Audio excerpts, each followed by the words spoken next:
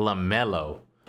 LaMelo Ball is a really, really good basketball player. I mean, nobody's over here trying to say the smartest or the best at this or a future Hall of Famer. I'm just talking about whenever you talk about the game of basketball, he is good at that. Hornets sting the Wizards with a 139-113 win over the Wizards. Them Hornets were aggressive. I mean, there was one Hornet. There was the King Hornet. I don't know if there's a King Hornet, and I don't know how the Hornet colony works, but there was a Hornet, and there was one Hornet that was leading the Hornet charge, and that was stinging, and that was going crazy, and there was no Wizards in sight with no Hornet spray and no bug repellent to kill this Hornet, and that was LaMelo Ball. LaMelo Ball went 38, 13, and 13. Hold on, let me grab my phone.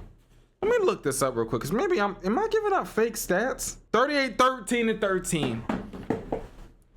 And that dude can hoop.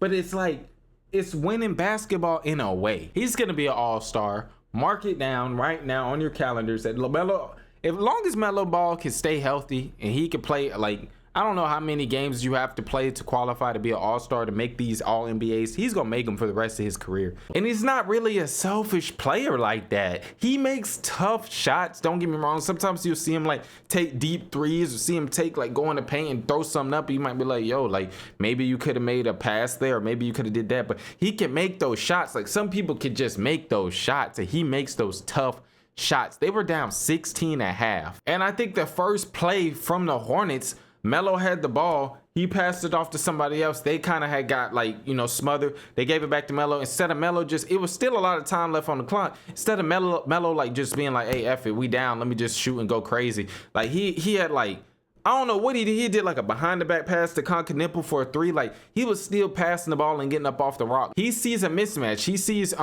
Larson for the Heat on Miles Bridges. And he's like, hey, like he had did like this, like he had passed the ball to Miles Bridges. He was like, go after him. Like he can't stop you in the paint. Hey, put your head down, put your shoulder into him and get the bucket. And he got the bucket. So I'm just watching him and I'm just like, yo, this dude right here, he's not just a chucker. It don't matter if anybody on the Hornets can make shots or not. What they can't do is play defense. I mean, oh my goodness, that defense is bad.